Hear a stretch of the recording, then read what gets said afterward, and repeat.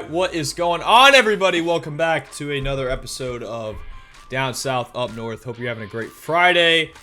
I'm joined by Mr. Gabe Hutton. He is back on the show to bring his expertise and knowledge. Kyle is unfortunately missing today's show. He is still a little bummed out that his Braves got swept off their ass the other night and are out of the playoffs, but we are here, myself and Gabe, to talk a little bit of football and get back into his picks. Big fight card this weekend. Gabe, how we doing?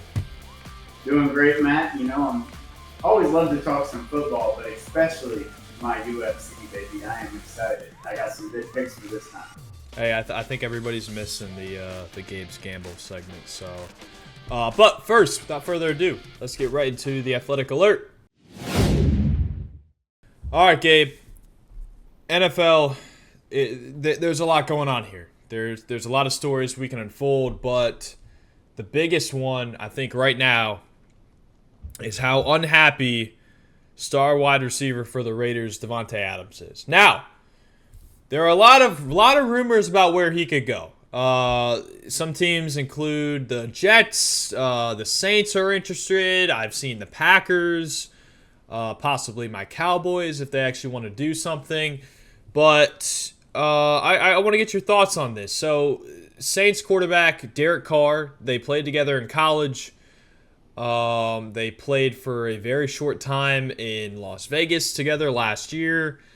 But the other big team is the New York Jets, right up here by me, reuniting with his old boy Aaron Rodgers, and the old Green Bay Packers would become the New York Packers if that were to happen with all the additions that the Jets have taken from them. So, what are your thoughts? Where does Davante Adams end up if he does decide to leave Las Vegas?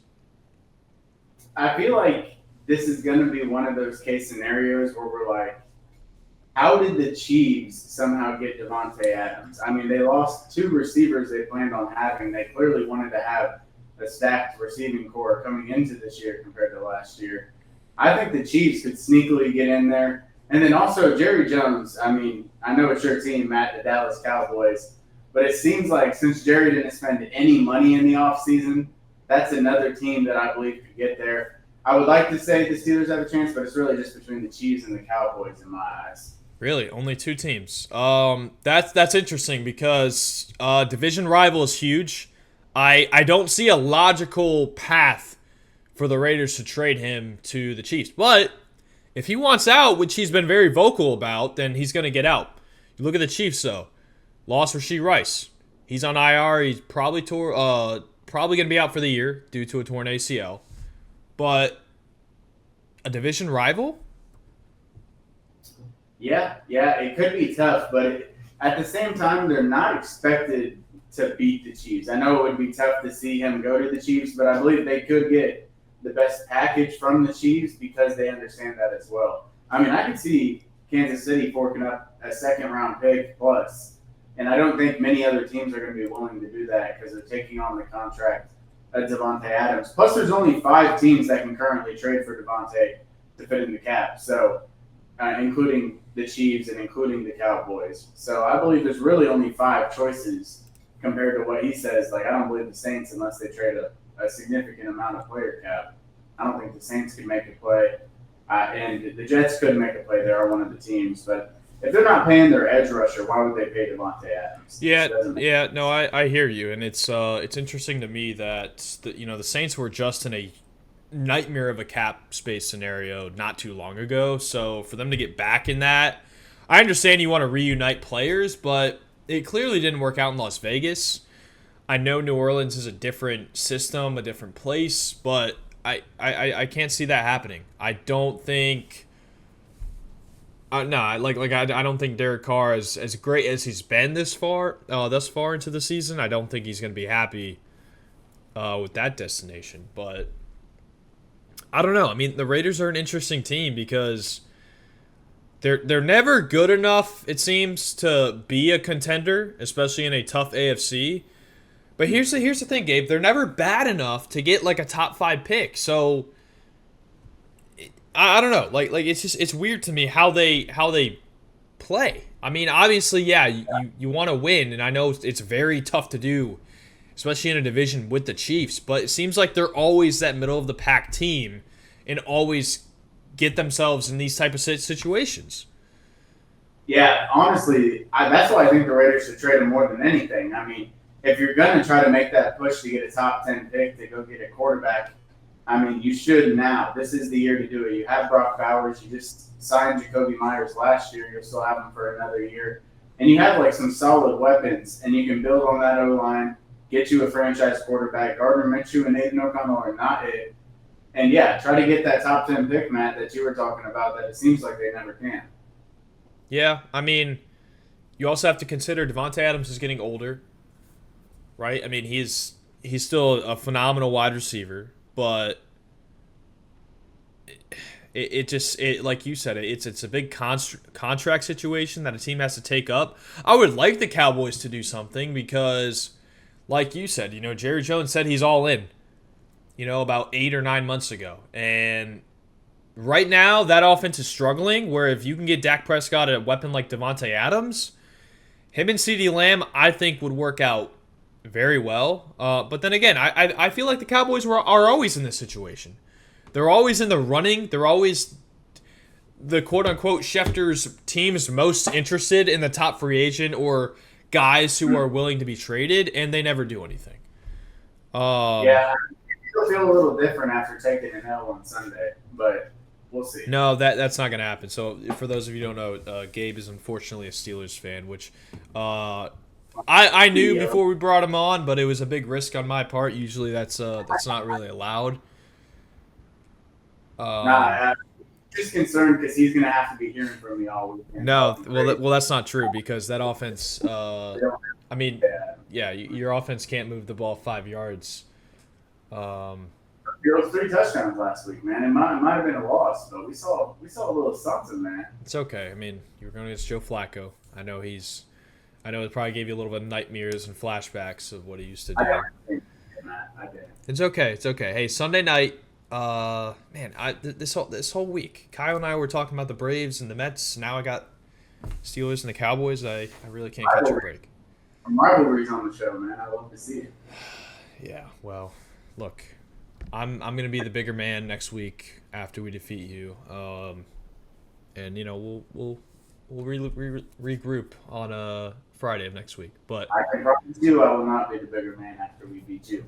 9-6. All right. Well, enough of that. We all know what the outcome of that game is gonna be. All right, Gabe. Let's get into your UFC talk. Let's get straight into Gabe's gambles. Yes, sir, Matt. Yes, sir. Last week, I posted on we weren't able to have a show for the last pay-per-view, but I posted on my IG stories for UFC No Chess and ended up getting all my picks right. Come on, man. I don't miss on pay-per-views. And guess what we got ahead of us, Matt? A pay-per-view. So that means 307, baby. Come on, man. I ain't missing any of them. Should I get started, Matt? I think you should, but first, can I ask you this? Before you hit that bet button, because look, I'm not gonna lie, I'm not really into the whole sports betting thing. I know it's probably a surprise for how popular it is, but before, specifically for UFC, you hit that bet button. What is running in your mind? Do you have a criteria? Just walk me through everything that you go through. So first I look at the lines. I obviously look at the fighters beforehand, but I kind of already know coming up into the week because I pay attention to different card releases, see what the card's looking like. But I look at the lines. I see where Vegas has different people. If I like a fighter that's only slightly favored and I'm highly confident in them, I'll rock with them. If I think they got this one wrong, they're a dog, mine plus 200, then I'll stand on what I think and just kind of go that way. So different pay-per-views have different opportunities. Usually the underdogs I like are closer to the main card. And then in the prelims, I'll take those favorites that are only like minus 150, minus 200, and I'll rock with them. What's the biggest underdog you'll take, like line-wise? Normally, it's only plus like 200-ish. But I will say I did get Bilal Muhammad right because I was high. Some championship fights, if you're confident, you can go with the dog. Bilal was like a plus 350, I believe, or plus 250, something like that. He was a huge favorite in between those ranges, or huge underdog in between those ranges. So Bilal broke that limit for me, but usually it's just plus 200 because Vegas won't be too far off usually. Yeah, yeah. I mean, especially with UFC. I mean, it's literally based in Vegas. In Vegas, sorry. And they're always screwing people, but it's good that you take the risk, and I'm glad it's paying off. But let's get in. You got 3 fights you're gonna go through, correct? Yes, sir. All right, you got 3. Start with the prelim. Yep. All right, take it away. Yeah, we got Ryan Spann versus Ovince St. Preux. If there's any 40-year-old dads watching this, you might remember Ovince St. Preux fighting John Jones for the title way back when. That's not the same guy that's fighting here today. He's 41 years old, coming off of multiple losses, and he's versus a guy like Ryan Spann, who isn't an amazing fighter, but he seems to be like a good level journeyman. He won't fight for the title anytime soon, in my eyes, but he's only like 32, 33. Ovince St. Preux, Father Time catches up to everybody. He's 41 years old and has been knocked out multiple times in his last 5 fights. So we're rocking with Ryan Spann, and I believe he's going to probably get it done by decision. But either way, I just go money line on these parlays. So Ryan Spann's the first one against Oldie. He's got that Superman on his chest. Yeah. I like that. So. Gabe, talk to me about how you said he's 41 years old. How much of a disadvantage would you say age is in the UFC world? And sometimes it could be a blessing. I mean, we saw Glover Teixeira at 42 win the title, and then like Wonderboy Thompson's fighting right now at 40, and he has a good chance to win this weekend as well. Not taking him, but he has a good chance. Yeah, but it seems to me like, dude, 41 and 32. You said Ryan Spann is? Yeah, like 32 is your prime in UFC. Yeah, like that seems a little unfair. No, I mean 9 years of a gap. One guy. I mean, it's 2 different decades here. Exactly, and that's why, like, if Ovince St. Preux wins this fight, UFC has to let him get another one. But if he loses, they'll probably kick him to the curb. And same with Ryan Spann. I mean, it's not like this dude's been winning a ton of fights. At the highest level he's faced, he loses. So it's not like he's amazing. But if you can't, they're kind of just testing Ryan Spann in my eyes. They're like, if you can't beat 41-year-old Ovince St. Preux, you don't belong in the UFC. And if Ovince St. Preux, you lose to Ryan Spann, you're too old to be in the UFC. Right. So yeah. Who could really say? Yeah, that leads me to my next question, and I'll let you get back on track. Who is the pressure on more? I believe it's on Ovince. Now, actually, I'd like to change my mind. Mid take, I think it's on Ryan Spann because Ovince St. Preux's already proved himself. He's fought for a title. He's done some great things in the UFC. At this point, he's just making some extra bread before he retires. Ryan Spann, he's only 32, and you need a job in the UFC. Otherwise, you're not making some serious money. And at that age, you probably won't be coming back to the UFC. So I think it's really on Ryan Spann, and if he doesn't win, I think he gets cut next month. So it's more on him. Damn, that quick? Quick. They make some fighter cuts. I mean, they usually do it like within, I'd say, every 4 or 5 months. But sometimes they'll just do it right away if they're like, hey, that was your...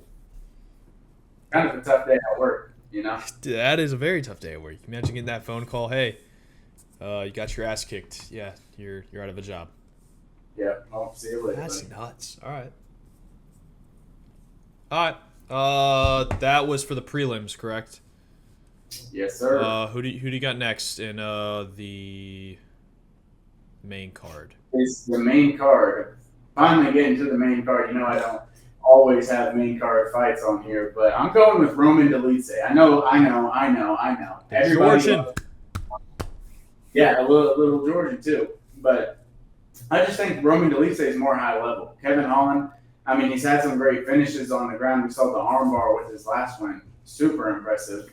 But Roman Dolidze just has better grappling to me, and I think he's going to bring it there. Kevin Holland, he doesn't have the knockout power that some people think. It's more later into the fight. So I think Roman just gets him to the ground. He keeps him on the ground and just punishes him throughout the time. Kevin Holland will have some good moments, but Roman Dolidze, as an underdog, give me that every time. Yeah, and I'm seeing here, Kevin Holland has a lot more fights than Roman. He does. He's more experienced, Like but if way you look more. I mean, it's probably with age, right?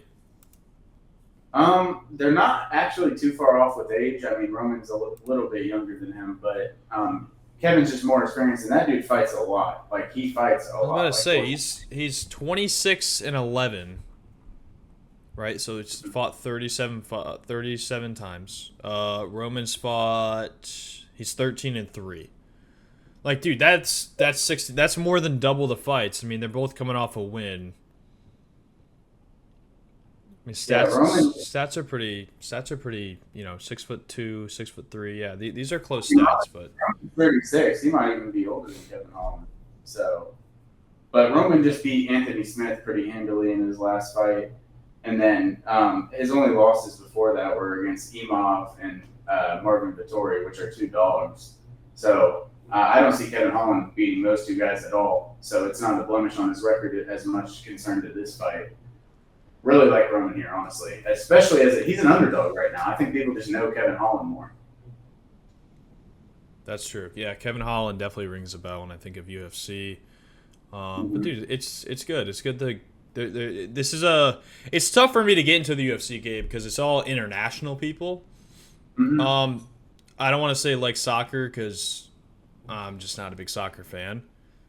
But it's interesting that a lot of the people, around the world can fight in this. It's different, and I like that. I think it's going to be one of the biggest sports in the world because of that. I mean, I think it is too. Yeah, it's everywhere. growing, and it's very young compared to other sports leagues, like very. And I don't think people realize that. Exactly. So, all right, last one. You got one more for us, I believe. I know it sounds weird, but it's kind of going to be the opposite approach as the OSP and Ryan Spann fight because I'm going with the old guy here. I'm going with Jose Aldo over Batista. Jose Aldo in his last fight looked like he is still a world championship level type of fighter, and Batista really doesn't threaten anything better than Aldo. I mean, he might have more speed. He's younger, only 2 losses on his record, obviously. But Jose Aldo's been fighting at the top and even winning at the top. I think Jose gets this done by decision. I think he just uses his IQ, uses his kickboxing ability, really hits those legs hard at Batista, and doesn't get taken down too much at all. I think Jose kind of wins this fight handily through to a decision.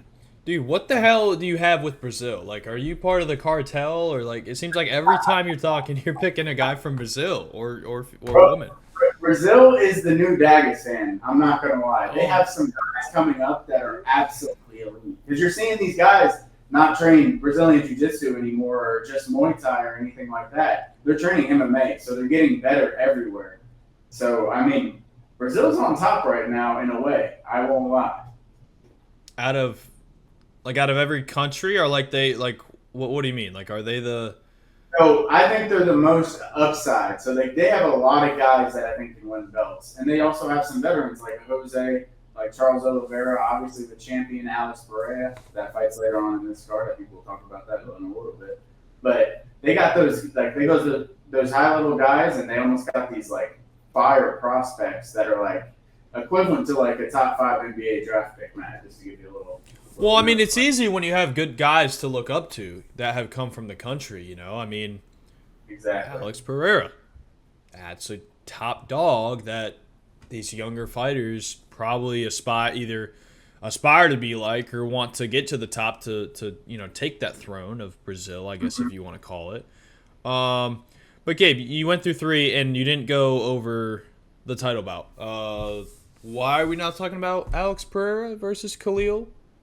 So we will talk about him. I'll talk about him right now. Okay. But the only reason I don't like that bet, Alex Pereira is minus 500. And minus 500, you're not making a lot of money regardless. I mean, it looks good on a parlay. True. That's true. But the main reason I will say is the Salt Lake City curse. Will it happen again? People don't necessarily remember all the time, especially casual UFC fans. Salt Lake City, Utah has had the biggest upsets. Justin Gaethje absolutely knocks out Dustin Poirier into oblivion, he was the underdog coming into that fight, plus 200, because DP looked really good ahead of that. Gets knocked out brutally. And then what's another head kick in Salt Lake City, Utah, Matt? Leon Edwards knocking out Kamaru Usman. That's true. That is true. I forgot that's where it was The held. last two pay-per-views in Salt Lake have been big dog wins. And I don't have Khalil Roundtree. I don't want to touch that fight. But I might throw a little bit, like a quick 5-10, and see if the Salt Lake City curse continues. That's actually crazy. Yeah, I'm looking up. Yeah, UFC. Was it 291? For Gaethje or Yeah. yeah, I think that was Gaethje, and then Kamaru. I believe they were like 4 months apart. I think it was after that. Yeah. Maybe before. These UFC cards are so good that they blur. Like, I can't believe we're already at another pay-per-view. The last one was so nuts at the Sphere. So I'm just happy it's a pay-per-view. These Friday nights have been recently, so I'll take a pay-per-view all Hey, day. dude, I'm 100% with you though. I'm like every time I bet on my team, I lose. And I'm not talking like $5 or $10. I'm talking like I've lost hundreds of dollars betting on my team, and it's like, it's like a college basketball player or a high school basketball player going into college. I'm one and done, dude. Like after one, I'm out of there. Like I'm removing myself because it's terrible. Matt's saying that because I told him I want to take Stephen Thompson, but I just can't. My favorite fighter always gets knocked out in the UFC, especially. And then I never bet on my teams in other sports as well, just because I feel like it's a curse. I feel like I'm destined to fail that way. It is. But I love Stephen Thompson. I want Stephen Thompson to knock Buckley out, put that ego in the ground.